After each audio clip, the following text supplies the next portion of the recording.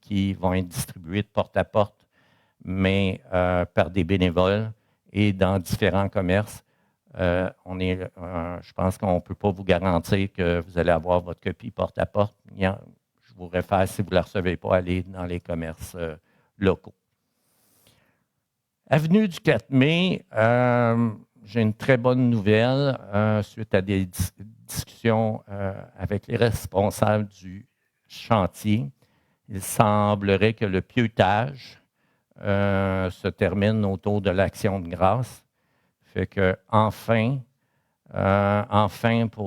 je remercie de la patience tous les gens qui habitent près. Je vois Mme Bureau des Jardins qui est ici.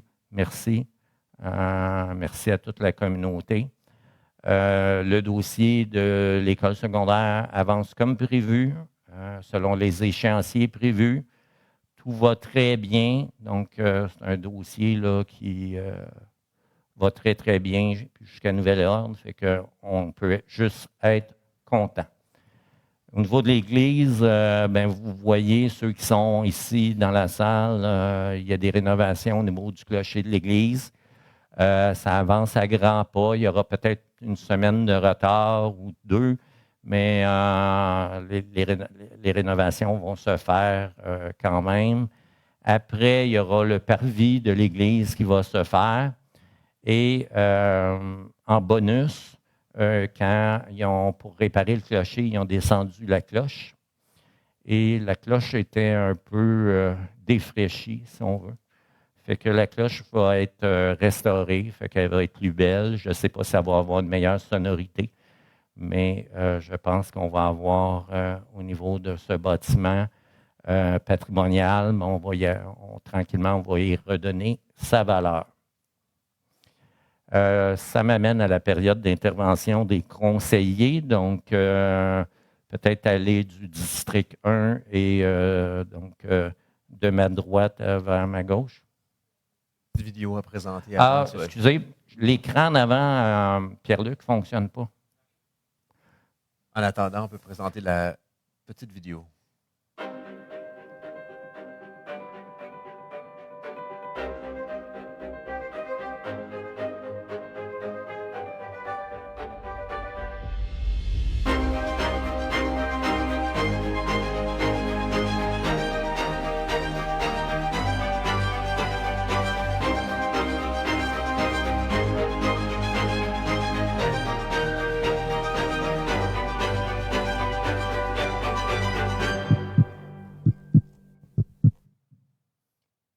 Donc, une image vaut 1000 mots. Donc, on a ici, je pense, on voit que ça avance très bien. Donc, M. Leckman. En fait, je me questionne. C'est une image vaut 1000 mots, 23 images à seconde. Ça vaut combien? Excusez. Je ne partirai pas dans les mathématiques. Simplement, je vais faire ça bref ce soir. On a une grosse rencontre, une grosse séance. Prix leader en mobilité durable 2025. Donc, Prévost est finaliste là, pour notre plan de mobilité durable et actif là, qui a été mis en nomination là, par les centres d'expertise MOVIA et MOBA. Donc, je suis au début du mois de novembre, si je ne m'abuse, 5, 6, 7, 8, 9, 10, 12 novembre, dans ces eaux-là. Je vais revenir tout à l'heure, je m'excuse. On est finaliste dans dans la catégorie milieux municipaux et on est également finaliste dans la catégorie coup de cœur du public. Donc, vraiment le fun. Je vous invite à suivre ça, puis je vous reviens avec la date précise. Il me semble que c'est le 6 novembre, donc on aura les informations le 6 novembre prochain. Michel. Oui. La ville a décidé de procéder à la revitalisation des aires de jeu dans les parcs Lesage et Chopin. C'est une initiative qui est basée sur l'idée de rendre l'utilisation du parc plus agréable pour les enfants et les parents. Ça a été aussi une décision qui a été prise pour faire face à l'enjeu des guêpes de sable qui, bien que plutôt inoffensives, inquiètent beaucoup les gens. Donc, on a remplacé pour la plupart des aires de jeu le sable par du paillis. Il y a quelques années, le sable, c'était le matériau idéal pour recouvrir les aires de jeu. On a développé des paillis qui sont plus performants et même plus sécuritaires. Et c'est ce qu'on a mis en place. Dans un autre ordre d'idée, pour faire suite à ce que M. le maire disait, je veux profiter de l'occasion pour remercier les citoyens actuels et passés du district 3 pour m'avoir fait confiance à titre de conseiller à 3 reprises, comme disait M. le maire. Je suis honoré de cette confiance-là et j'ai l'intention, à titre personnel, malgré tout, comme je serai plus membre du conseil, de collaborer avec les futurs élus s'ils le souhaitent. Que je lance l'invitation aux personnes qui se présentent. Que je vous remercie encore une fois du support que j'ai eu. Et j'ai aidé la ville selon mes capacités et j'avais la chance d'avoir quand même une bonne expérience au niveau du travail municipal, ce qui m'a permis, malgré tout, d'avoir une influence assez importante là, au niveau de certaines décisions, comme M. le maire le disait tantôt. J'ai toujours eu le sort de Prévost à cœur. Mon père est venu au monde ici. Mon arrière-grand-père a été un des premiers commerçants dans l'ancien Prévost. Il y avait un magasin général, le garage, etc. Donc, la famille Morin était installée à Prévost depuis, on doit frôler la centaine d'années certainement. Donc, j'ai essayé de donner suite à la tradition familiale et encore une fois, merci beaucoup. Sarah? Et donc, moi, j'ai juste un petit point court aujourd'hui. Alors, il y a sûrement certains d'entre vous qui ont remarqué qu'on a débuté des travaux sur la patinoire Val-des-Monts. Donc, et puis ça avance bien, ça va être bientôt complété et surtout complété à temps pour la saison de hockey. Alors, on a mis on a changé les poteaux et aussi les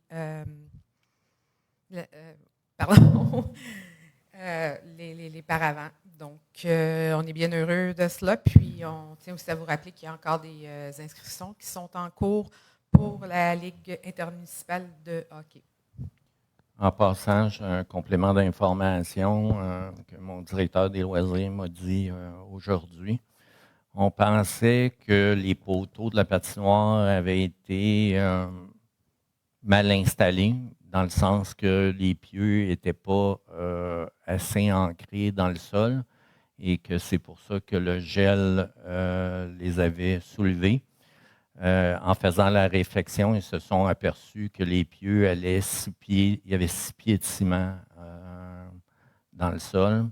Donc, ça veut dire que le gel est allé à 6 pieds et a soulevé le ciment.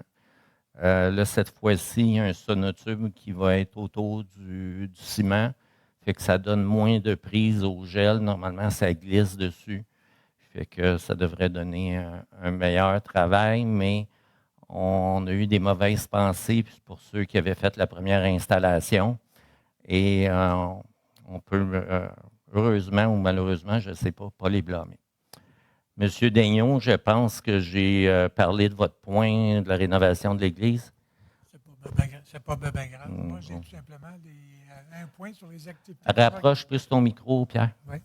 Moi, c'est un point sur la programmation des loisirs. Comme vous savez tous, l'école Val-des-Monts a subi des sérieux dommages et toutes les activités ont été déplacées, évidemment. On vous suggère énormément de consulter le site Internet de la Ville de Prévost pour savoir où sont vos activités.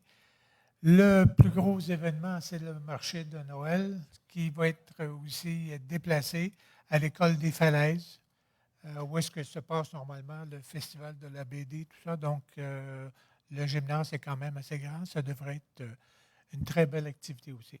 Alors, c'est tout pour moi. Donc, ça nous ramène au point 1.5, adoption des procès-verbaux depuis la dernière séance. Maître Dion. Il est proposé d'approuver les procès-verbaux suivants, celui de la séance ordinaire du 8 septembre 2025. Donc, est-ce que quelqu'un le propose? Je propose. Questions du public. Donc, maximum 2 questions par personne. On a une période de 30 minutes. Donnez votre nom, la rue sur laquelle vous habitez. Évitez les préambules pour permettre à un maximum de personnes de poser des questions. Bonsoir, Michel Lamarche sur la rue Morin. J'ai eu le plaisir de rouler sur le boulevard du 4 mai la semaine passée en vélo. Très agréable. Ma question concerne, vous avez parlé de l'avancement des travaux de l'école. Mm-hmm. Qu'en est-il des travaux concernant le ponceau sur la rue principale? Est-ce qu'on respecte l'échéancier? Bien, écoutez, on devrait réouvrir la rue principale avant l'hiver et il y aura une deuxième couche d'asphalte qui sera faite ce printemps. Fait que, souvent, on donne la deuxième couche un peu plus tard, mais là, ça sera. Mais tu sais, les problèmes de circulation dans ce secteur-là devraient être amplement soulagés par la réouverture de la rue principale. Donc, est-ce que ça va être fin novembre, décembre? Je préfère pas trop m'avancer. Mais l'objectif, c'est de réouvrir pour l'hiver. Merci.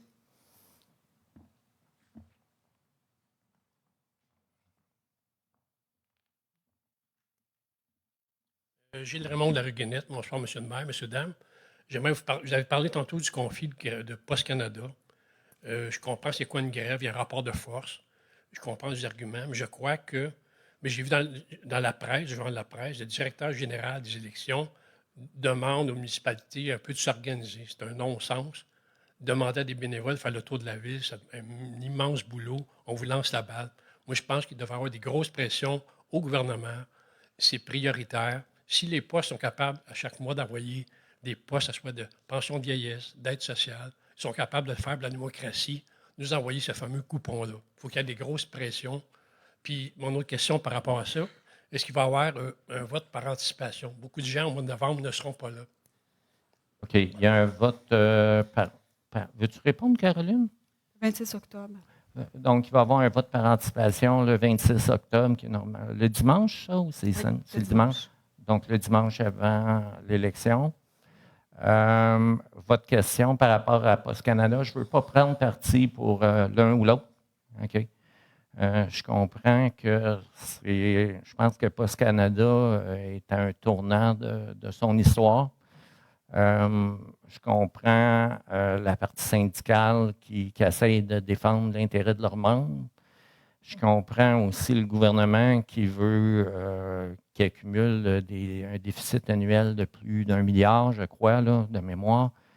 Ça ne sera pas un conflit facile à régler. C'est un conflit qui peut peut-être durer très longtemps, mais à tout de moins qu'ils fassent une loi spéciale pour distribuer au Québec et permettre les avis légaux et permettre la tenue d'élections, parce que notre démocratie, c'est important. C'est sûr qu'il y aura, s'il faut distribuer les avis nous-mêmes, on parle de coûts très importants.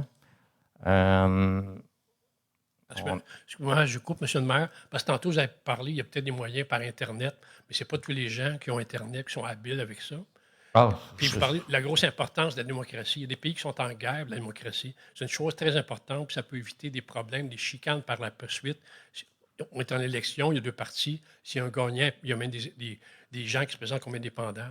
Quand il y a une victoire, ça va, mais quand il va les gens qui vont être en défaite, il va y avoir des questions. Ça a-tu été juste ou pas? Je pense que c'est très important de faire des pressions au gouvernement, haut et fort.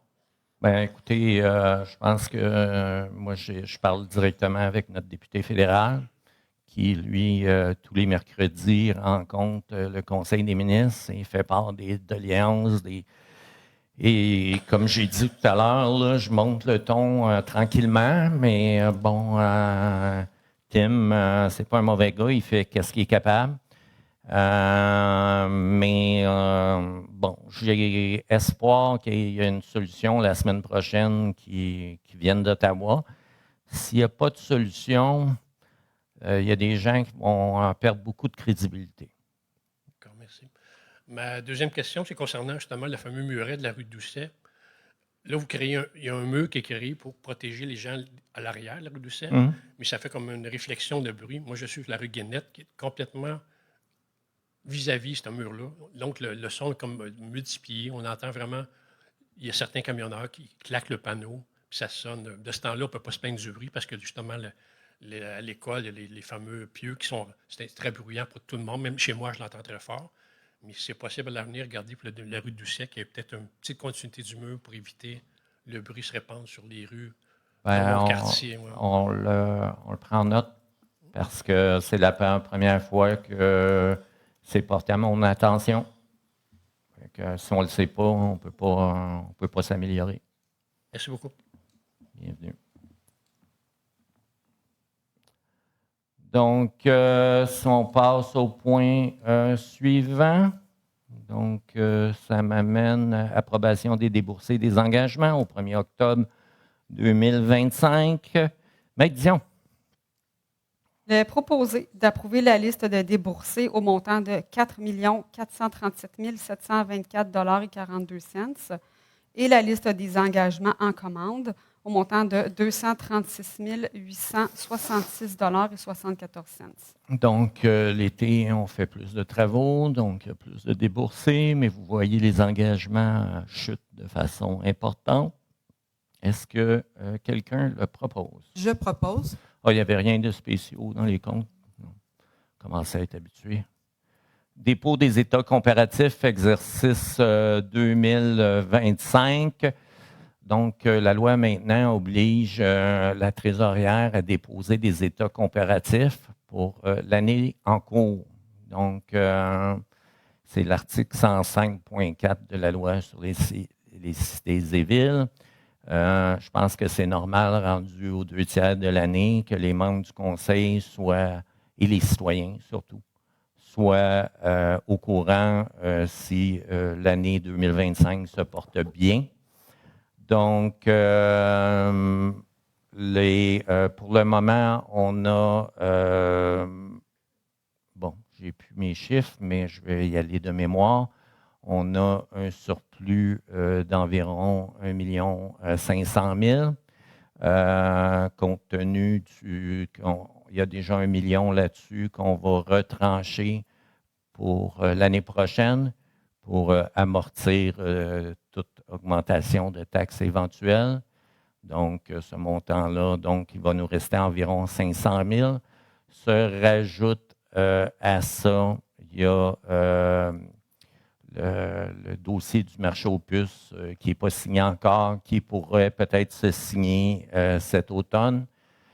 Si le dossier du marché aux puces se signe, ben c'est 2 millions de plus qui se rajouteraient dans la cagnotte. Je vais vous dire, quand on est arrivé en 2017, les surplus non affectés étaient d'environ 1 700 000. Là, on a remonté, là, je regarde ma trésorière, autour de 3 millions, 3,5. Fait que je pense que l'ancienne administration de M. Richer se vantait d'avoir une bonne gestion, mais est en train de gruger tous les surplus. Donc, on a 3,5 millions de surplus, puis ça risque de monter encore. Il faut savoir que si on se compare aux autres villes, on est dans la moyenne, malgré le fait qu'on ait redressé la barre. On est dans la moyenne faible. Mais je ne suis pas un fan de mettre de l'argent d'un bas de laine pour rien. mais je pense qu'on a eu un beau redressement financier. 2.3, donc entente intermunicipale relative au partage des coûts d'entretien et de réfection d'infrastructures communes avec la municipalité de Saint-Hippolyte. Notre ville-sœur, on partage avec notre ville-sœur la 230e avenue qui est dans le secteur des Lacs. Et chaque année, on partage la facture de l'entretien. Donc, c'est un grand classique. Donc, chacun un gros 12 723 à payer. Donc, est-ce que quelqu'un, Maître Dion, avez-vous quelque chose à rajouter? C'est le budget pour l'année 2026. Merci. Est-ce que quelqu'un propose? Alors, je propose. 2.4, dont au centre de service scolaire de la Rivière-du-Nord en lien avec l'incendie survenu à l'école Val-des-Monts. Maître Dion. Il est proposé d'autoriser la Direction des finances à procéder à un don d'un montant de 50 000 au centre de service scolaire de la Rivière-du-Nord en lien avec l'incendie survenu à l'école Val-des-Monts. Je vais déborder un petit peu ce point-là parce qu'il y a peut-être des gens qui ont des questionnements. Puis on va en reparler plus loin, mais on a eu, si on additionne, là, je pense que c'était 106 000 ou 103 000 là, sur le site. Et la ville met 50 000, la députée a mis 10 000.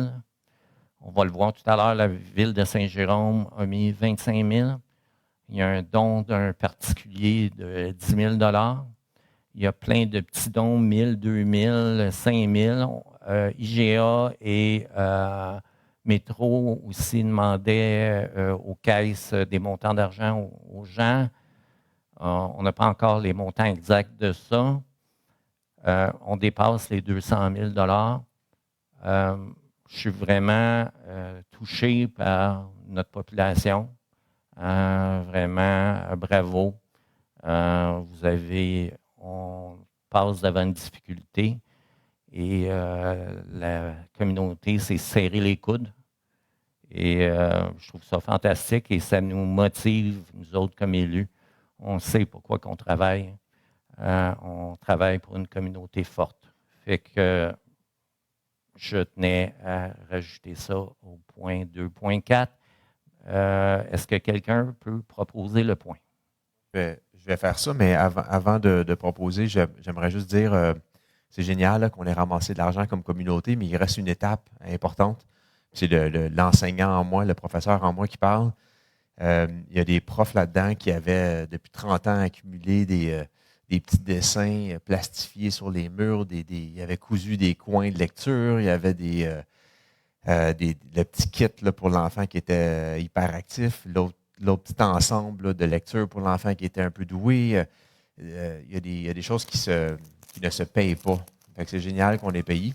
Fait que là, peut-être, comme communauté, ce qu'il faut se rappeler, c'est qu'il faut avoir de la patience envers les profs qui ont 1, 2, 3 décennies d'outils pédagogiques dans leur classe. Donc, peut-être là, je rappelle à tous, là, parce que je suis prof, puis je sais c'est quoi le travail qu'on met.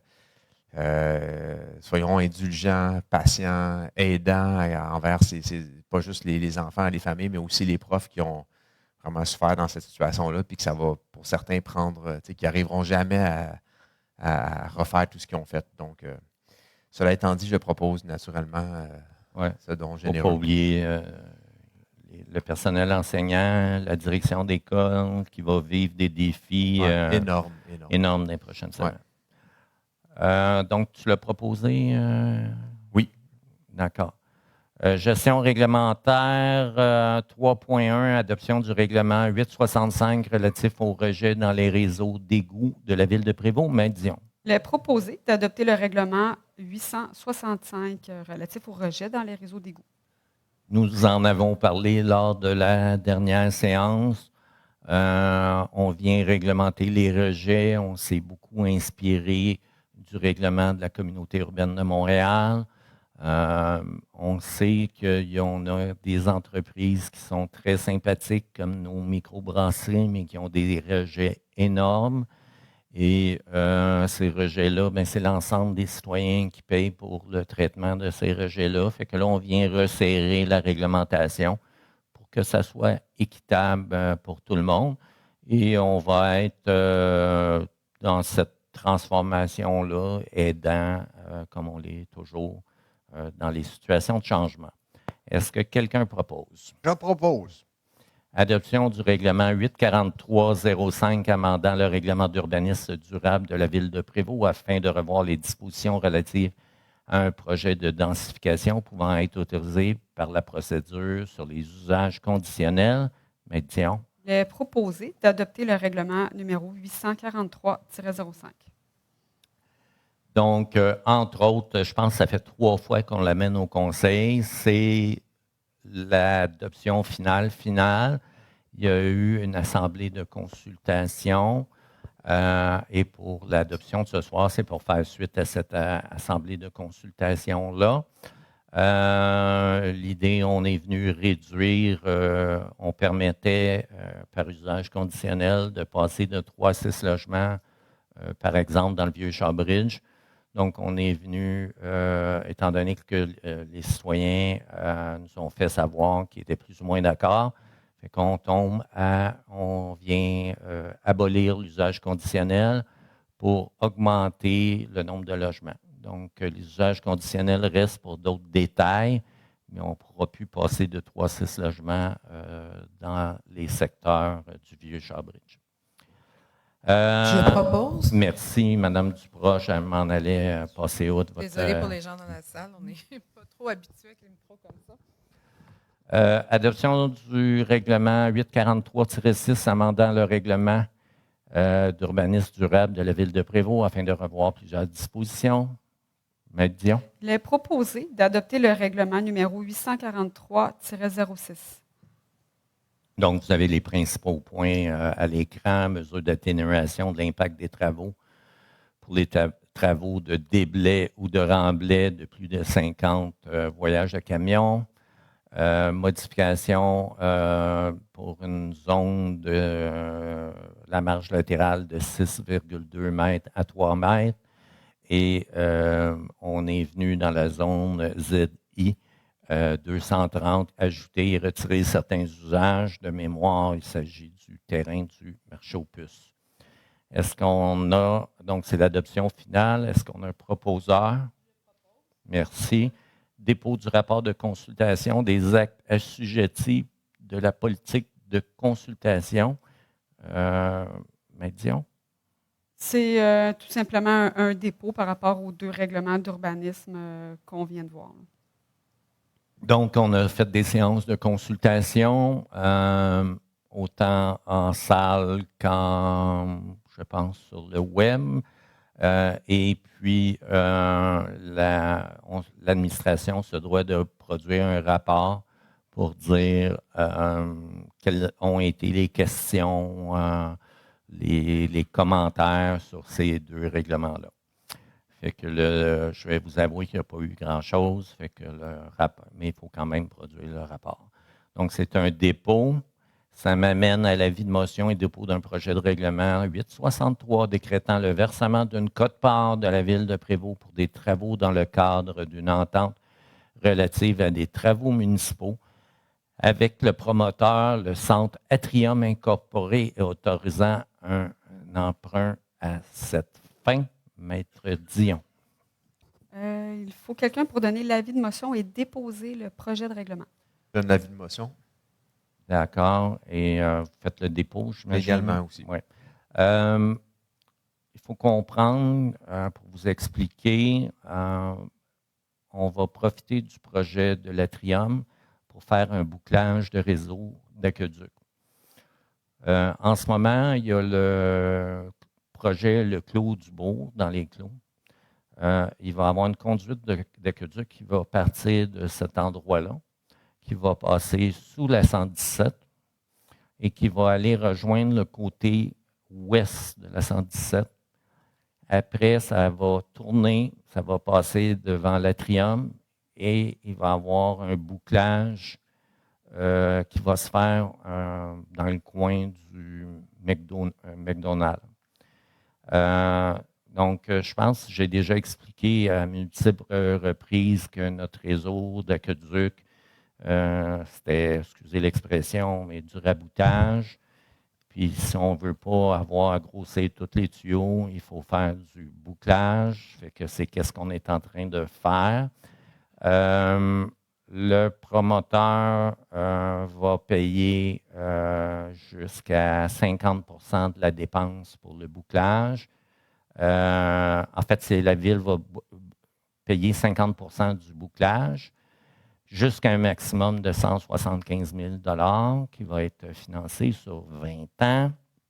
Après ça, la partie le long de la 117 du côté ouest, c'est le promoteur qui va payer à 100 %.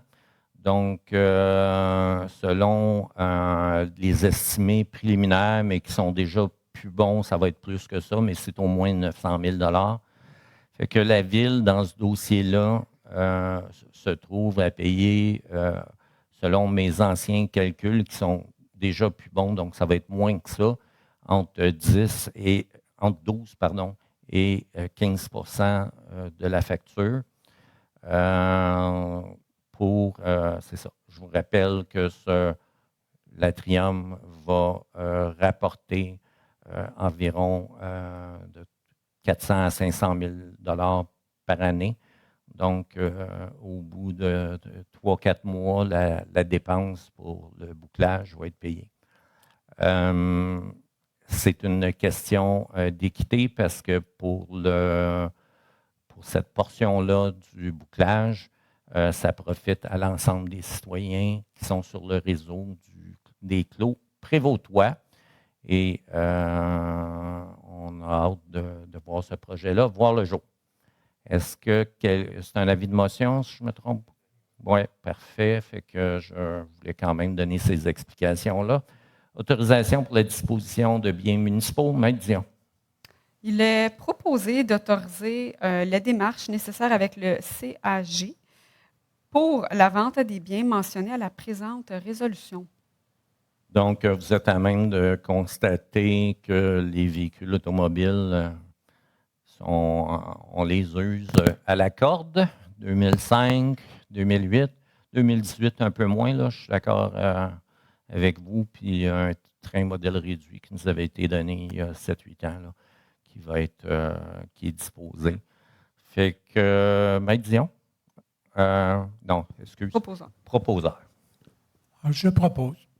Demande à Revenu Québec, acquisition par la Ville du lot 2 534 648 du cadastre du Québec. Maître Dion, Caroline. Il est proposé de confirmer à Revenu Québec que la Ville est autorisée à acquérir le lot numéro 2 534 648 du cadastre du Québec. Ce fameux numéro de lot-là, c'est un cadastre de rue, la rue des Ciserins, qui, en définitive, n'existe pas.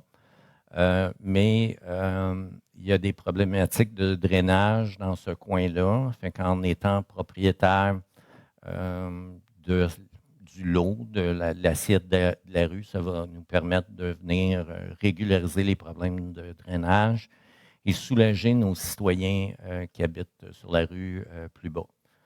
Fait qu'on espère que c'est une transaction qui va se faire au prix de 1 $, mais ça, c'est le ministère du Revenu qui décide.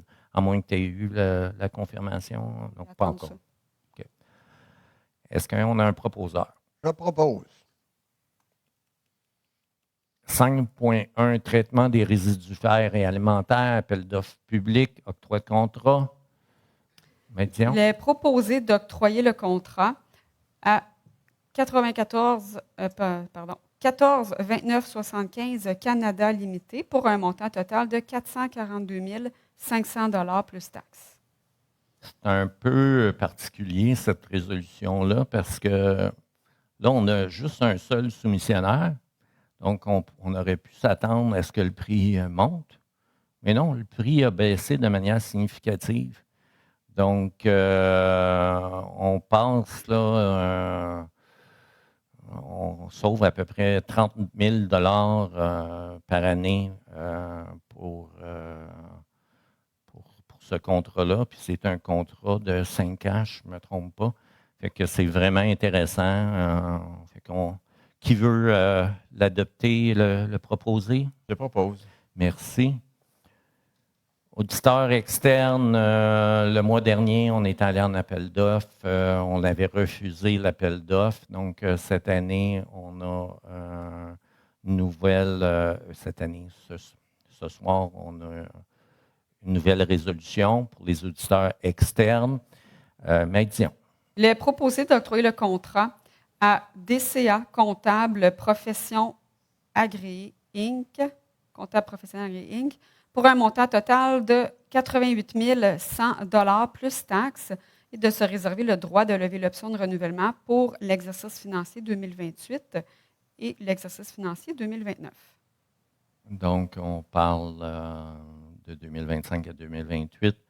Quand c'est des demandes de prix qui concernent des honoraires professionnels, il n'y a pas juste le prix qui compte, mais il y a aussi un comité d'évaluation qui vient évaluer chacun des soumissionnaires.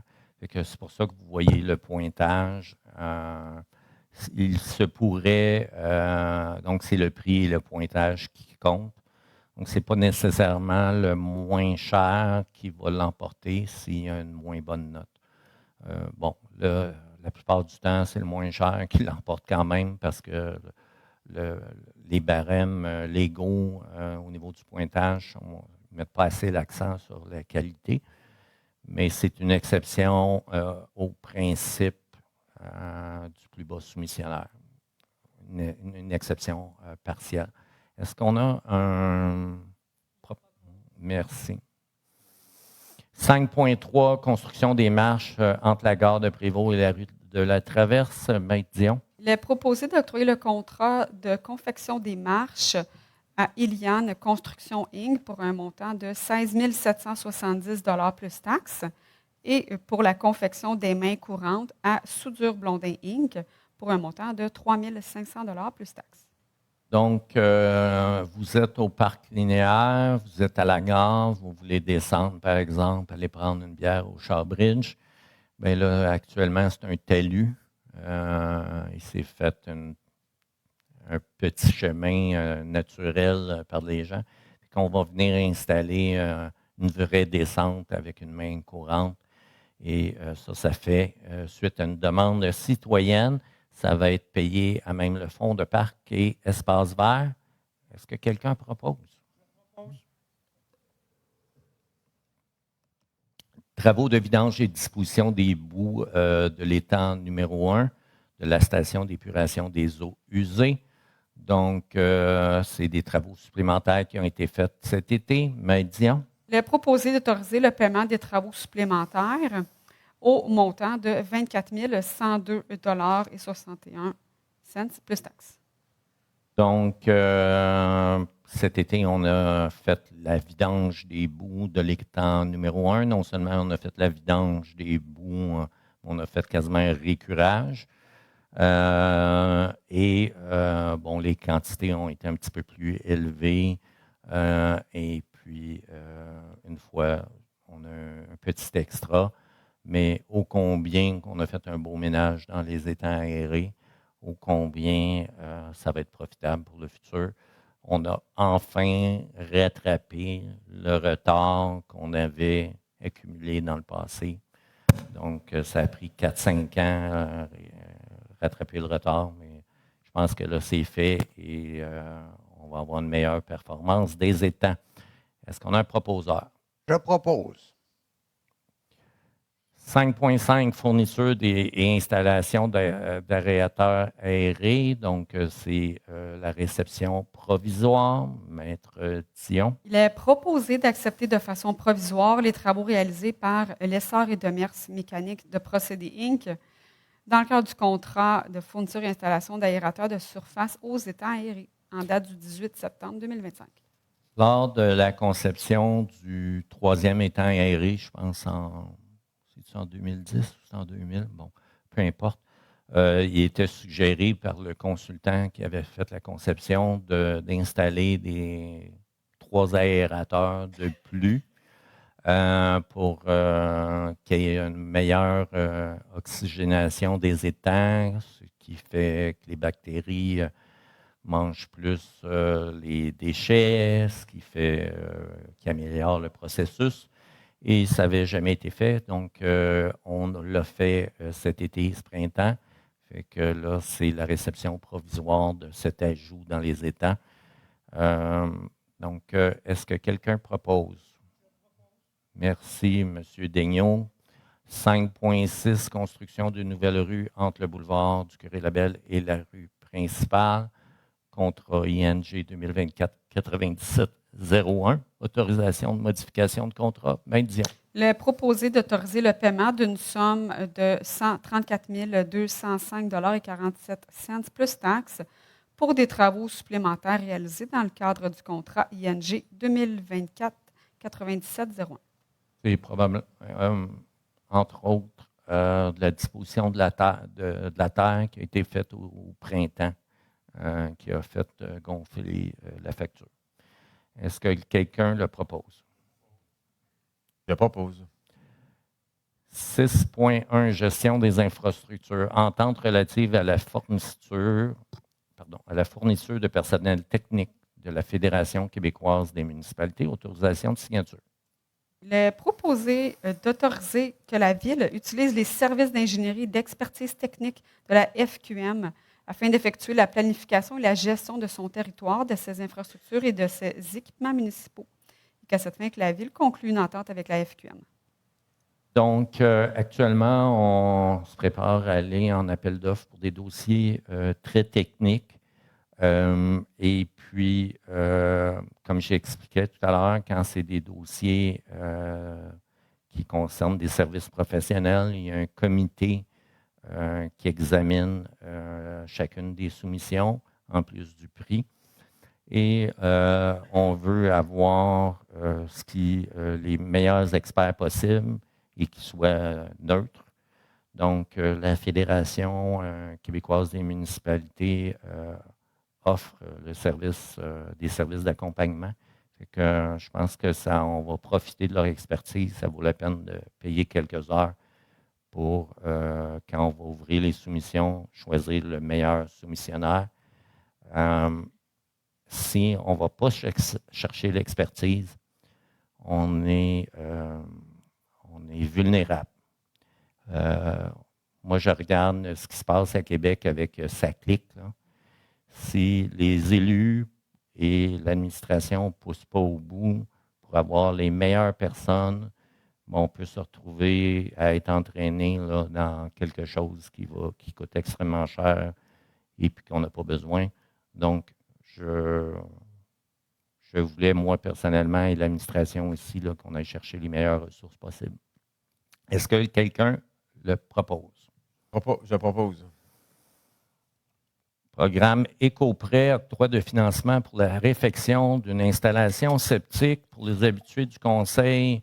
Vous le savez, à peu près tous les mois, on a un citoyen qui a des installations non conformes et qui profite de notre éco-prêt. L'éco-prêt permet à la personne de financer le renouvellement de ses installations septiques sur son compte de taxe, sur une période de temps qui peut varier entre 10, 15 ou 20 ans. Et là, c'est un autre cas qu'on a dans le secteur du Lac-Renault. Maître Dion. Il est proposé d'octroyer un prêt à la propriété identifiée à la recommandation du directeur de la Direction de l'environnement pour le montant spécifié pour la réfection de l'installation septique défaillante. Donc, ça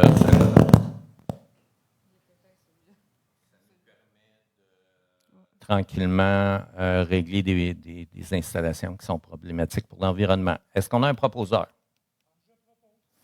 Merci, M. Daigneault.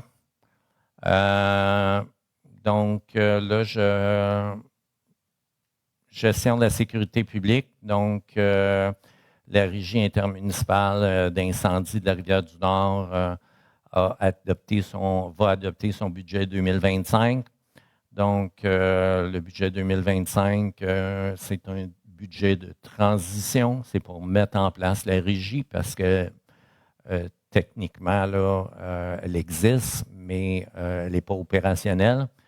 Donc, Saint-Jérôme va payer 74,17 Prévost 12,98 Saint-Hippolyte 12,85 On parle d'un budget de 25 960 Ça va être un gros travail juridique et de négociation syndicale pour arrimer les 3 conventions, préparer les choses pour l'an prochain pour que le service puisse démarrer. Est-ce qu'on a quelqu'un qui peut faire la proposition? Je propose.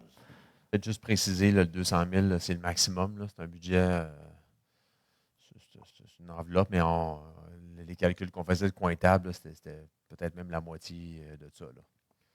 Oui, bien, il ne faut pas, au milieu de l'année, manquer de Non, sous. exactement. Puis, il y a l'arrimage des régimes de retraite, là. Puis, quand tu mets des actuaires là-dedans. C'est ça, exactement. Ça coûte cher. Ils savent compter, mais ils coûtent cher. Ben, c'est peut-être pour ça qu'ils coûtent cher, parce qu'ils savent compter. Parce qu'ils voient 23 images à la seconde. Proposez-vous, qui propose? Saint-Michel. Saint-Michel, merci. Gestion des loisirs de la vie communautaire, centre d'activité physique Rivière-du-Nord. Bon, c'est ce que je parlais en introduction. Mais disons. Il est proposé d'autoriser la signature de l'entente intervenue avec les centres d'activité physique Rivière-du-Nord au montant de 19 934,44 plus taxes.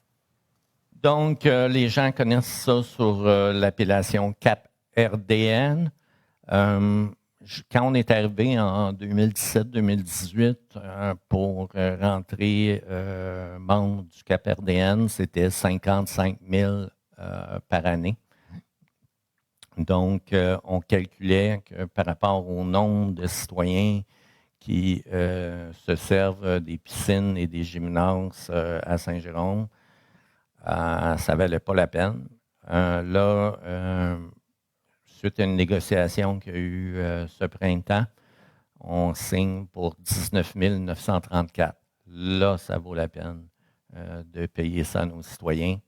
Donc, il y a une partie, actuellement, on donne 100 $ à nos citoyens qui prennent des activités qui ne sont pas données à Prévost, en dehors de Prévost. Donc, il y a une partie de ce 19 000-là qui va être peut-être 4-5 000 qu'on va sauver parce qu'on aura pu à rembourser certains citoyens. Puis, ça va être, les coûts vont être les mêmes que les autres utilisateurs du CAP-RDN, donc il va y avoir des gratuités. Mais bon, c'est sûr que pour certains cours, il doit y avoir des frais. Fait qu'on parle de...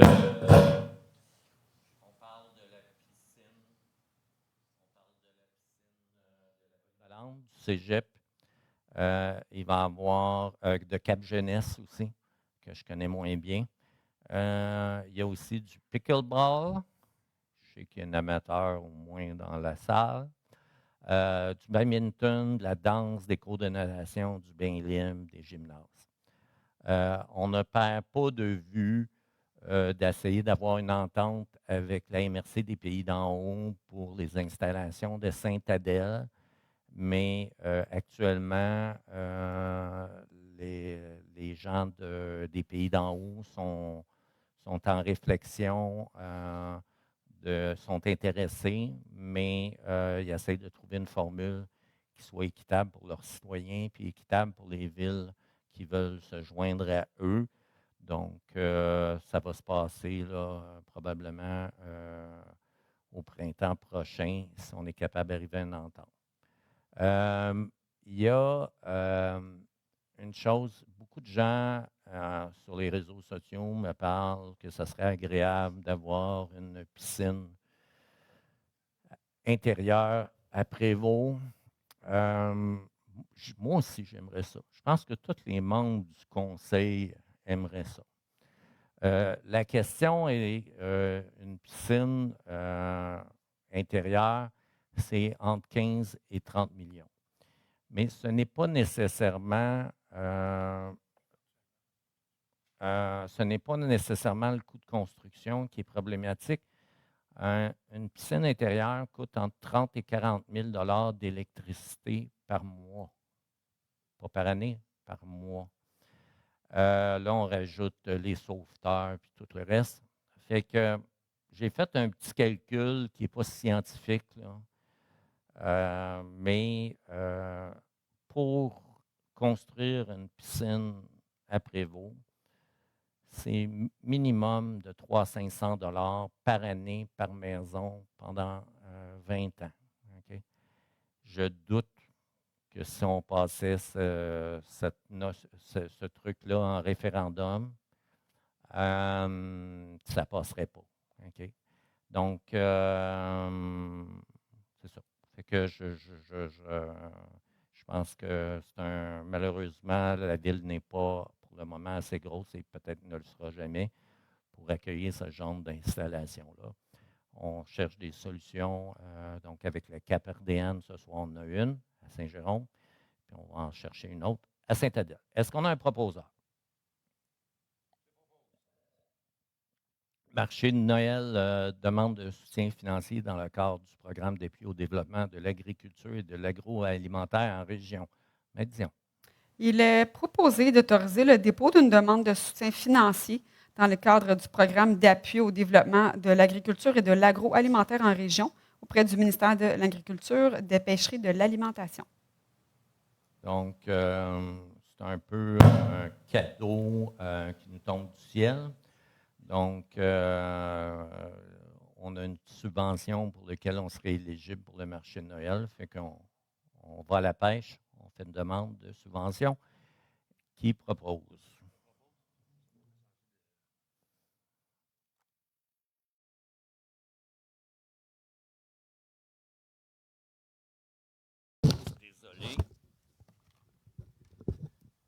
Désolé, petit problème technique. Ça arrive même dans les meilleures familles, semble-t-il. 9.3, Maison des jeunes, le local de fonds d'aide. Donc, Maître Dion. Il est proposé d'octroyer un fonds d'aide à la Maison des jeunes, le local de Prévost, de 24 000 $ afin de couvrir les frais pour la fin du mois de septembre, le mois d'octobre ainsi que le mois de novembre. Donc, on a eu un appel à l'aide de la Maison des jeunes. On a fait une étude du dossier. Cette aide va être versée par plusieurs versements. La maison d'entraide, pas la maison d'entraide, excusez, j'efface. La Maison des jeunes se doit de réduire ses dépenses, nous fournir divers documents, un budget révisé et nous remettre un plan clair pour accroître et diversifier ses sources de financement. Moi, j'ai déjà fait des démarches pour leur avoir du financement avec Nez Rouge qui semble très intéressé. Donc, là, c'est une aide ponctuelle et avec des devoirs. Fait que, et la Ville se réserve le droit de ne pas verser l'aide si la Maison des jeunes ne fait pas les coupes demandées, mais on a une belle collaboration et je n'ai pas de doute qu'ils vont passer à travers. Si jamais vous êtes un commerçant de Prévost ou quelqu'un d'assez aisé et puis que vous voulez aider un organisme qui vient en aide aux jeunes, bien, c'est peut-être le temps de vous manifester. Est-ce qu'on a un proposeur? Je propose. Donc, gestion de l'urbanisme. Donc, dépôt du procès-verbal du comité consultatif du 19 août. Comme à l'habitude, même si c'est peut-être la dernière fois à titre de membre élu, mais il y aura peut-être une suite par la suite, là. Et que M. Morin a fait le dépôt. 10.2, demande de PIA 2025-047 visant le secteur historique Shawbridge, propriété située au 1302 de la rue principale. Maître Dion. Il est proposé d'accepter la demande de PIA 2025-0047 visant la transformation du bâtiment accessoire, le hangar, adjacent à la maison en pièces habitables, localisée à l'arrière du bâtiment, et le remplacement du revêtement extérieur par le même revêtement de bois existant. Quelle maison avec un cachet vraiment intéressant. Donc, est-ce que... merci, Mme Duprat. 10.3, donc, demande de PIA 68 visant le corridor paysager de la route 117.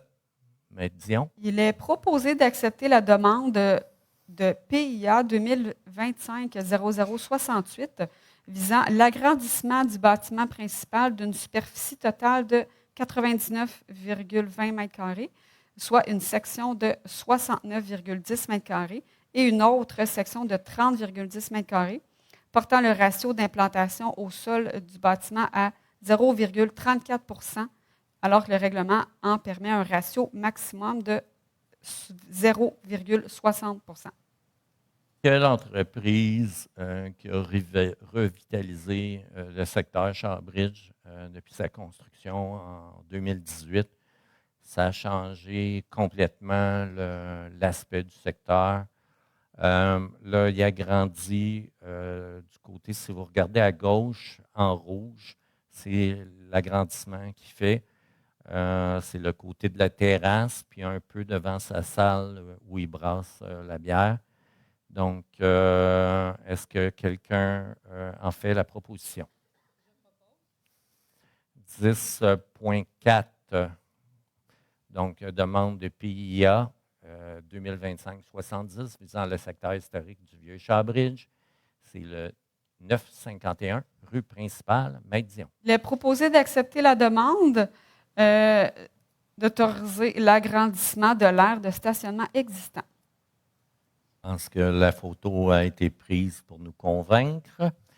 Est-ce que quelqu'un le propose? Merci. 10.5, demande de PIA numéro 2025-71 visant le corridor paysager. Propriété située au 2886 boulevard du Curé-Labelle. Je pense que ce projet-là est venu 2 ou 3 fois lors de la séance du Conseil. On a demandé de nombreuses modifications. Donc, vous avez la dernière version. Entre autres, du côté, la petite image dans le milieu, vous allez voir du côté ouest, il y a vraiment une bande tampon d'une centaine de pieds avec les autres propriétés. La propriété fait un L, là, c'est moins évident parce que c'est en vert dans le milieu. Donc, il y aura comme un petit parc dans le L. Non, ce n'est pas un L, un U. Excusez, je ne connais plus mon alphabet. Donc, c'est ça. Est-ce que quelqu'un en fait la proposition? Je propose. C'est important de dire encore aujourd'hui, je rencontrais des personnes d'un certain âge qui habitent leur maison à Prévost et qui songent à vendre leur maison. Et actuellement, on exporte nos aînés, on les envoie en dehors du territoire. Et ça, c'est un but que déjà en 2017, on avait, c'est arrêter d'exporter nos aînés ou nos jeunes qui veulent quitter la maison. On n'a pas d'offre locative à Prévost. Fait que ce projet-là va venir, le Françoise va venir pallier à ça. Il y aura des commerces au rez-de-chaussée et c'est un projet qui est lead ou presque lead, là, donc vraiment vert. Est-ce que quelqu'un l'a proposé, hein, je crois? Oui. 10.6, c'est demande de PIA 2025-73 visant un projet intégré résidentiel à l'intérieur du périmètre urbain. C'est une propriété qui est située sur le lot 6 584 452 du cadastre du Québec. Maître Dion. Il est proposé d'accepter la demande autorisant la modification des remises qui seront d'une superficie de 15,60 m² et d'approuver l'ajout de 6 cases de stationnement pour un total de 44. Donc, si je me souviens bien, puis les membres du CCU, vous pourrez c'est que les hangars étaient séparés, là, ils les ont regroupés. Oui, c'est ça. Là, ils ont révisé les espaces disponibles, puis en retravaillant sur les superficies des bâtiments, les remises des bâtiments secondaires, ils ont pu rajouter quelques espaces de stationnement. Là. Okay. Donc, c'est un projet qu'on a vu à de multiples reprises aussi, là, mais qui se concrétise dans sa version finale. Est-ce que quelqu'un le propose? Je le propose. 10,7 demandes de PIA 2025-74, c'est un projet intégré commercial ou industriel. C'est la propriété qui est située au 2602 boulevard du Québec, du Curé-Labelle. Maître Dion. Il est proposé d'accepter la demande de PIA 2025-74 visant la construction commerciale du deuxième bâtiment du projet intégré commercial du centre sportif pour l'aménagement de terrains de deck hockey. Donc, ce que vous avez vu jusqu'ici aux séances du conseil, c'est le bâtiment qui était sur le bord de la 117, qui va accueillir là, les terrains de pickleball, les trucs de golf, le centre sportif comme tel. Ça, c'est un deuxième bâtiment qui est derrière le premier bâtiment, qui, lui, va accueillir du deck hockey. Donc, est-ce que quelqu'un propose? Il y a de l'écho. 10,8 projets intégrés résidentiels sur l'allée du Mans-Boisé. Projet du Mans-Boisé, phase 2, acceptation provisoire. Maître Dion. Il est proposé d'accepter de façon provisoire les travaux de prolongement du réseau d'aqueduc effectués en date du 27 août 2025. On a un proposeur. Je propose. 12,1, gestion des ressources humaines, dépôt du rapport des effectifs depuis la dernière séance. Donc, la directrice générale dépose au conseil le rapport des effectifs, conformément à la loi et à notre réglementation. 12,2, donc on a la nomination de notre coordonnatrice à l'environnement, Maître Dion. Il est proposé d'autoriser la signature d'un addenda au contrat de travail pour Mme Raphaëlle Charbonneau pour agir à titre de coordonnatrice à l'environnement aux conditions de travail prévues. Mme Charbonneau est dans l'organisation depuis très longtemps. C'est une jeune femme extrêmement dynamique qui est appréciée de tous ses collègues et qui livre la marchandise. Elle est dans l'organisation depuis très longtemps. Elle était monitrice dans les camps de jour. Après, elle a fait des études universitaires et maintenant, elle est avec nous au département de l'environnement. Donc, c'est une promotion. Toutes mes félicitations. Est-ce qu'on a un proposeur? Merci. Varia, cotisation de la Ville pour la Fédération québécoise des municipalités. Adhésion, Maître Dion. Il est proposé de procéder à l'adhésion de la Ville à la Fédération québécoise des municipalités pour l'année 2025. Donc, est-ce qu'on a un proposeur? 12,2, résolution d'appui à un retour sécuritaire et complet des activités de contrôle routier au Québec. Maître Dion. Il est proposé d'appuyer la demande adressée au gouvernement du Québec par la Fraternité des constables du contrôle routier du Québec. En ce moment, il y a eu un jugement du tribunal administratif du Québec au printemps qui limite, qui fait en sorte que les contrôleurs routiers sont en ce moment affectés seulement dans leur poste de contrôle, là, où il y a les balances. Fait que les contrôleurs routiers rendent plein de services, entre autres. C'est des gens qui peuvent remettre des contraventions. Fait qu'on on les utilise de façon sporadiques à Prévost. Ben, des fois, malheureusement, j'aime pas la répression, mais des fois, ça en prend un petit peu pour certaines personnes. Fait qu'on appuie, on a besoin des contrôleurs routiers. Fait qu'on appuie. Merci.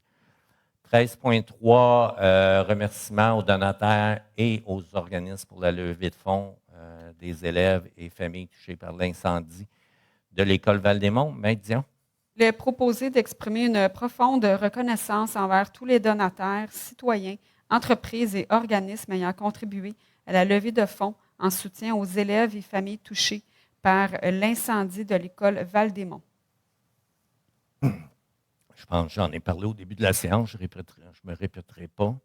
Par ailleurs, je peux peut-être rajouter que la Ville et le Centre de services scolaires travaillent main dans la main pour trouver une solution à moyen et long terme pour ramener nos tout-petits qui sont à Sainte-Sophie, les ramener le plus rapidement possible à Prévost pour la prochaine année scolaire, ramener les élèves tout ensemble. Donc, on travaille fort là-dessus. Il n'y a aucun scénario qui est écarté.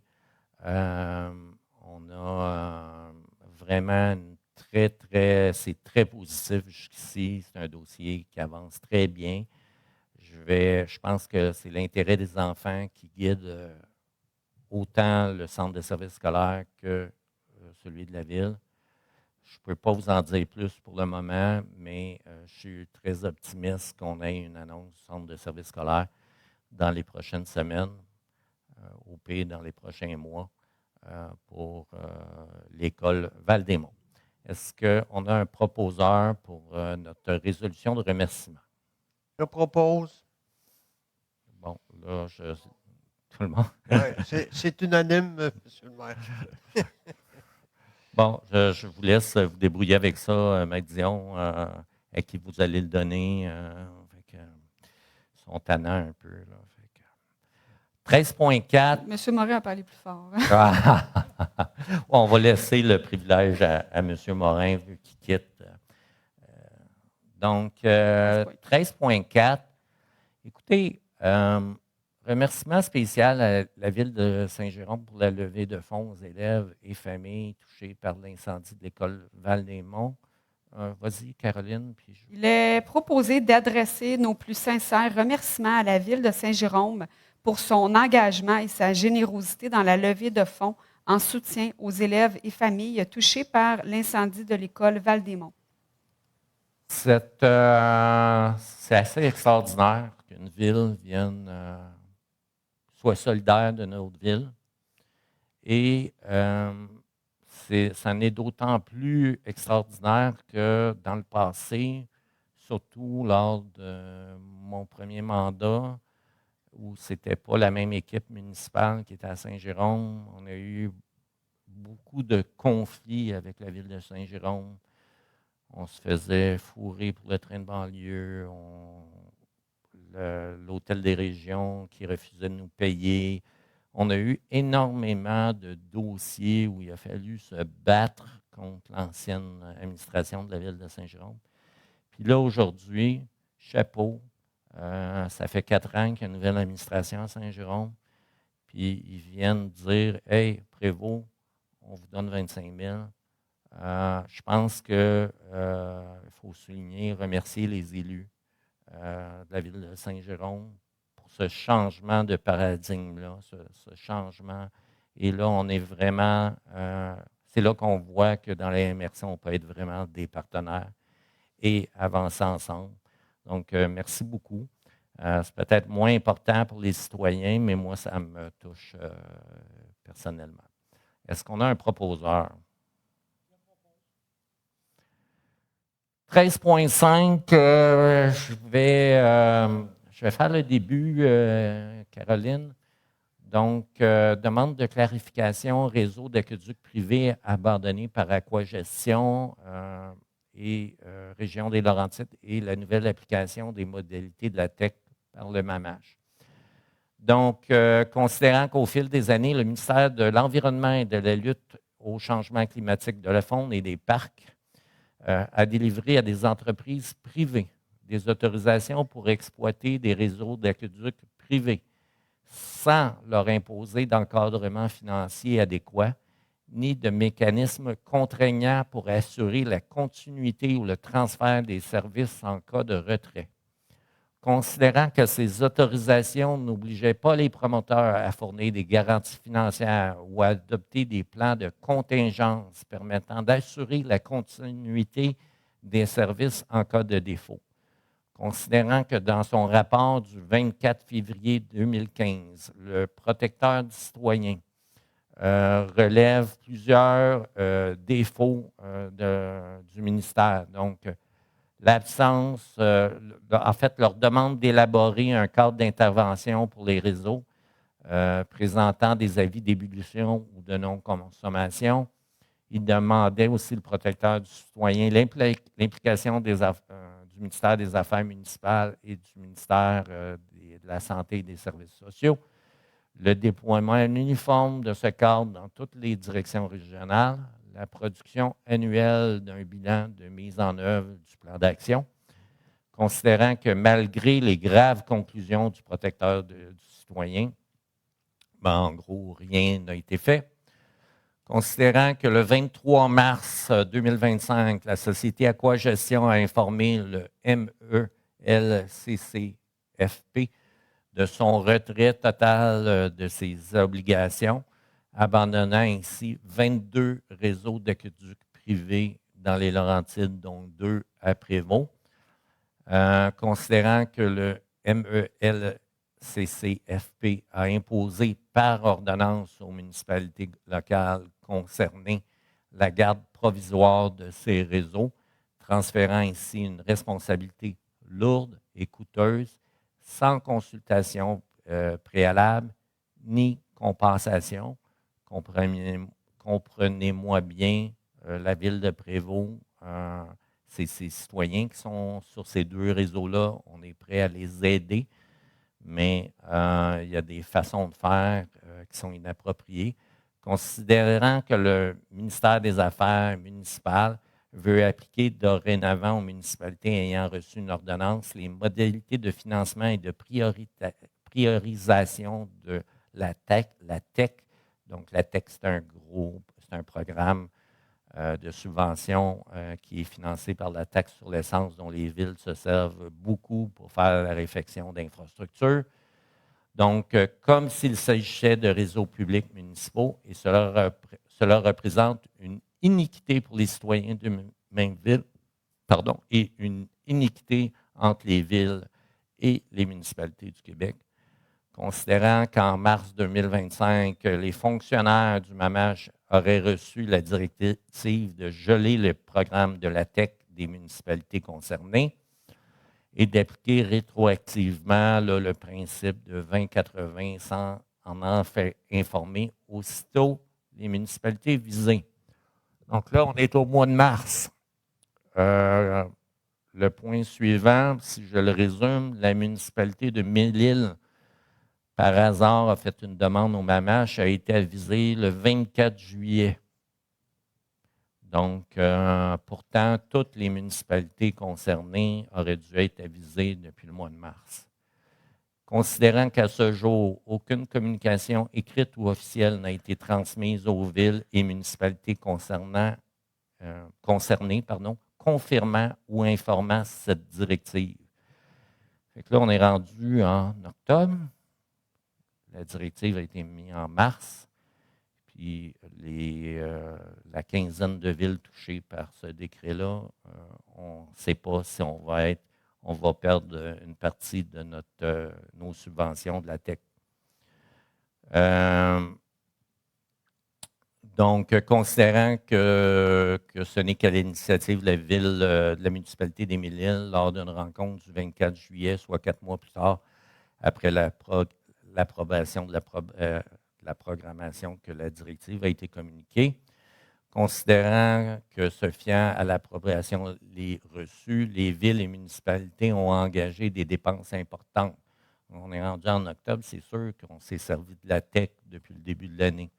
Considérant que cette absence de direction claire, conjuguée à des règles appliquées de façon inéquitable, le gouvernement donne l'impression de transférer graduellement et définitivement la responsabilité des réseaux privés vers les villes et municipalités, sans consultation, sans étude d'impact pour les citoyens, sans aide financière, mais plutôt avec une cannibalisation des aides gouvernementales au gouvernement de proximité que sont les villes, considérant que le gouvernement aurait plutôt dû prendre en charge la gestion des réseaux privés pour lesquels il a mis les autorisations et de mettre en place des solutions permanentes. Malgré tout, considérant que la ville de Prévost, pour ses citoyens, et seulement pour ses citoyens, veut être un partenaire dans la résolution du problème, mais pas en faisant porter l'ensemble de la responsabilité financière sur ses citoyens touchés et sur la ville de Prévost. Donc, il y a eu des manques dans le passé dans la gestion de ces aqueducs-là. Ce n'est pas ni aux citoyens ni à la ville de porter l'ensemble du fardeau financier de l'erreur qui a été faite par des ministères. Donc, Maître Dion, je pense que c'est les résolutions. Oui, je peux les lire. Il est proposé de demander au gouvernement du Québec, via le MEL-CCFP et le MAMACH, qu'il indique sans délai que le programme de la TEC des villes touchées ne sera pas impacté par l'abandon de réseaux par gestionnaire privé. De demander au MEL-CCFP d'ajouter des ressources au dossier afin de dresser un inventaire des problématiques et proposer des solutions viables aux propriétaires et aux villes et municipalités concernées. De réitérer au MEL-CCFP et au MAMACH l'importance de maintenir une collaboration avec toutes les parties prenantes entre le gouvernement, les municipalités et les citoyens dans un esprit de coopération et de responsabilité tripartite, afin de trouver des solutions adaptées aux réalités de chacun des territoires. De demander la création d'un financement spécifique distinct de la TEC pour la gestion temporaire des réseaux visés par les ordonnances. De rejeter toute tentative d'imposer la responsabilité permanente de ces réseaux aux municipalités. Enfin, d'identifier 3 scénarios pour la suite du dossier. 1, que le gouvernement du Québec accorde une subvention substantielle aux citoyens souhaitant forer un puits privé avec remboursement sur 20 ans via les taxes. Scénario simple, durable et équitable. 2, que le gouvernement retienne un nouvel opérateur privé ou parapublic pour reprendre la gestion des réseaux. 3, que le gouvernement impose aux municipalités la prise en charge permanente des réseaux qu'elle subventionne à 80 des dépenses en immobilisation et 50 des dépenses. Tiens, qui manque. Pardon? D'opération. D'opération. Des fois, je bouffe des mots. Si tu peux le rajouter. D'opération. Ouais. Je dirais qu'on a quand même une belle collaboration de la députée responsable de la région. Mais il faut mettre de la pression sur le ministère, sur le gouvernement. Il faut mettre de la pression sur tout le monde.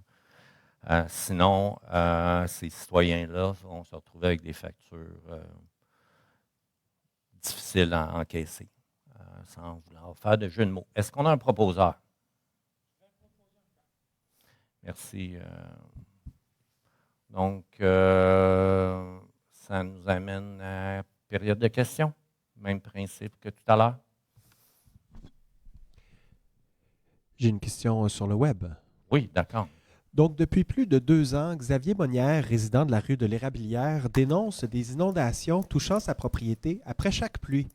Attribuant le problème au nouvel asphaltage et aux gouttières modifiées, il demande « Dans quel délai la municipalité compte-t-elle intervenir pour régler la situation? » On m'a parlé de novembre. Donc, c'est ça. Mais j'aimerais, M. Monnière, si à la fin novembre ou même à la mi-novembre, si vous n'avez pas de nouvelles ou qu'il n'y a rien qui bouge, de contacter votre conseiller municipal qui sera là à ce moment-là. ou de contacter le maire qui sera là à ce moment-là. C'est encore moi, Gilles Raymond, de la rue Guénette. Moi, ça concernant l'information aux citoyens. J'ai déjà parlé dans le passé, on a les journaux, puis la façon aussi que la ville informe les citoyens, c'est des panneaux 4x8 que les employés doivent changer souvent, sans jalouser les autres villes proches qui sont sûrement plus riches, là, mais quelques panneaux électroniques, ça serait plus rapide. Comme aujourd'hui, la Sopfeu, toutes les municipalités au Québec interdisent de faire des feux à ciel ouvert. Mais à ce temps-ci, c'est peut-être pas tout le monde qui est au courant, qui regarde Facebook, qui ont Facebook, ou le temps que la ville fasse un panneau. Là, c'est le temps les gens ramassent les feuilles, beaucoup de gens font des feux, c'est extrêmement sec. Je pense que ce genre de panneau, je ne sais pas si la ville aurait les moyens ou c'est dans votre future pensée, je pense que ça serait très positif. Là, il faut que je fasse attention à ma réponse. Mais c'est un projet qu'on étudie à la ville très, très, très, très sérieusement. Dans un cadre, si vous allez sur ma page, non, je ne peux même pas dire ça. Fait que je dois rester neutre comme maire, mais c'est un projet qu'on étudie très, très, très sérieusement. Deuxième question. Il devrait voir le jour. Bien, merci. Deuxième question concernant le ponceau. Dans le passé, il y avait comme un méchant trou, comme on dit.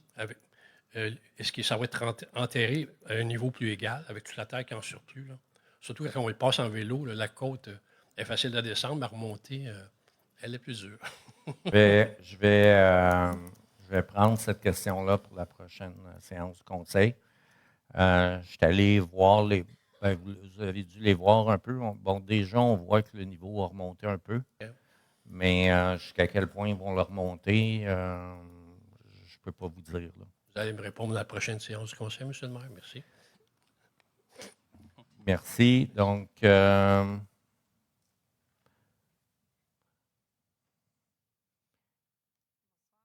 bonsoir. Rachel Laberge, quartier Vieux-Chabridge. J'aimerais savoir le point 10.6. C'est où, ça, cet édifice-là? Là, pas bloc appartement, mais en tout cas, peut-être. Le 10.6. Ah, j'ai vu sur l'image, à côté de l'hôtel de ville. À côté de l'hôtel de ville. C'est pas le Françoise, là? C'est le Françoise. Ah, c'est le Françoise. OK. Ouais. Je pensais que c'était un autre. Okay.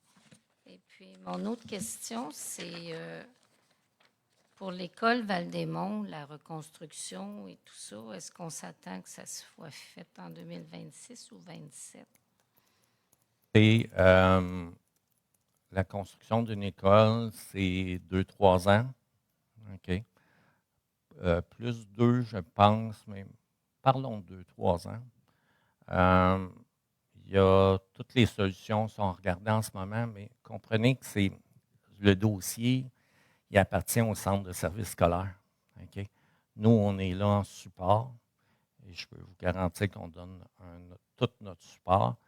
Et actuellement, le gouvernement semble disposé à régler ce dossier-là rapidement. Fait que, je vais vous dire, le centre de services scolaires puis la ville de Brévaux, si le ministère de l'Éducation veut régler ça rapidement, nous autres, on va aller encore plus vite. OK? Donc, mais c'est difficile pour moi à ce moment-ci. Comme j'ai dit tout à l'heure, je pense qu'il devrait y avoir une annonce du centre de services scolaires dans les prochaines semaines pour clarifier la situation. Mais on a une très, très belle collaboration. On s'appelle la fin de semaine. Ça fait que tout va, on ne peut pas avoir une plus belle collaboration. Puis là, pendant que, je vous dis, je vais faire une analogie avec le hockey, là, mais la POC roule pour nous autres. Fait qu'on va essayer de la mettre dans le but. Là. Fait que je pense que c'est un dossier qui est prioritaire pour l'administration municipale de Prévost. Est-ce que ça répond à votre question ou je passe à côté? Oui, c'est ça. 2 à 3 ans, dans le fond, on va avoir comme 2 écoles en même temps, une ouverture à peu près en même temps. Oui, puis il va y avoir d'ici là vais probablement, je vous ai dit probablement, avoir Juste trois fois, oui. juste 3 fois des modules, OK? Mais je ne veux pas trop m'avancer. Donc, il va y avoir une étape temporaire long terme, puis après la reconstruction d'une école. Fait que à ce moment-ci, c'est un peu comme ça que ça se dessine. Et puis, c'est ça. Et est-ce que ça a été établi, la cause du feu ou quelque chose? C'est un problème électrique qui c'est bête parce que probablement que c'est dans un lampadaire, une lumière au-dessus d'une entrée. Il y a eu un problème électrique, le feu a pris là.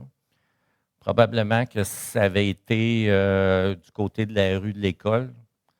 Quelqu'un l'aurait vu avant. Mais là, c'était du côté nord de l'école où il n'y a personne. Il y a même un milieu humide derrière. C'est seulement le feu a été repéré par quelqu'un qui passait 77. Puis vous savez, bon, à vitesse, ça passe. Donc le feu était déjà pas incontrôlable, mais vraiment. Puis on a une vidéo, nos pompiers arrivent à 2 minutes 30 après l'appel. Puis la flamme est déjà 30, 40, 50 pieds dans les airs. Fait que, bon. Donc, c'est définitivement pas criminel. C'est une bonne nouvelle parce que ça va limiter les délais d'enquête parce que sinon, on s'embarque dans des enquêtes qui finissent plus. Fait que ça va permettre d'accélérer le dossier malgré tout. Fait qu'on espère avoir une école plus belle, peut-être un petit peu plus grande, puis neuve pour nos tout petits.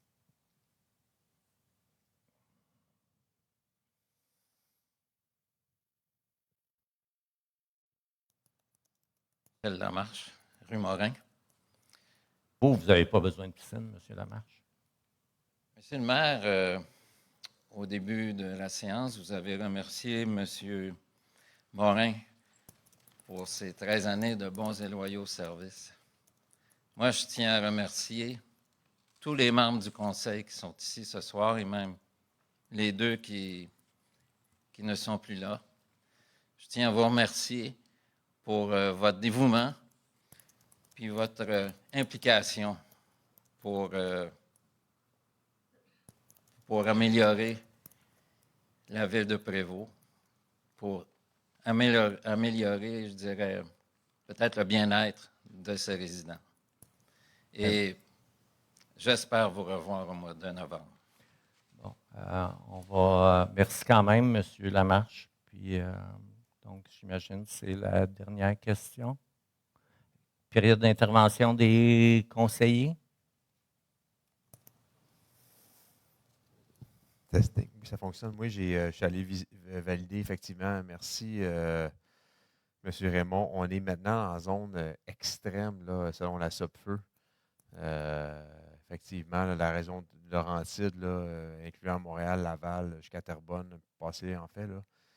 Il y a plusieurs feux d'actifs dans la région. Fait que, s'il vous plaît, effectivement, les feux de feuilles et tout ça, à éviter, à proscrire. C'est toujours à proscrire de toute façon, du compostage pour ça. Puis si vous avez un trop gros tas, moi, ce que je fais à la maison, c'est que j'ai fait un tas de 6, 7, 8 pieds dans les airs. Puis au printemps, il est rendu même pas un pied d'eau. Ça vaut la peine de laisser le temps faire, la nature faire son travail. Donc, s'il vous plaît, respectez parce qu'on a eu assez de problèmes au Québec avec les feux de forêt. Alors, voilà, c'est tout. Merci. Je veux remercier M. Lamarche. Je pense qu'effectivement, l'ensemble des membres du conseil, on a mis beaucoup d'énergie à trouver des solutions, à essayer de réorganiser des choses de façon plus efficace. Tantôt, là, je pense que le dossier des étangs aérés, c'est un bon exemple. La ville de Prévost était partie sur un mode où, pour dépenser moins, on laissait encore plus aller des infrastructures fondamentale, importante. Il a fallu donner des coups de barre pour redresser la situation. Et quand M. le maire parlait tantôt qu'il y a eu des discussions animées au sein du conseil, c'était toujours parce que les gens voulaient, ceux qui avaient des propositions, essayer de toujours en faire plus pour les citoyens et non pas essayer de ménager la chèvre et le chou. Donc, moi, je suis bien fier de l'attitude qu'on a maintenue pendant toutes ces années. Merci, Michel. Tout à l'heure, si tu me permets, Sarah, j'ai oublié de dire quelque chose. Fait que je vais, tout à l'heure, dans mes remerciements aux donateurs et aux organismes, au niveau des organismes, je voudrais souligner le travail extraordinaire de la Maison d'entraide, qui ont été vraiment sur le piton, excusez l'expression, et du Club Optimiste. Donc, on a des beaux organismes aussi. On a des beaux citoyens, mais on a des beaux organismes. Madame Duprat, je me tais. D'accord, merci beaucoup. Hey, merci beaucoup, puis bon automne et peut-être à la prochaine.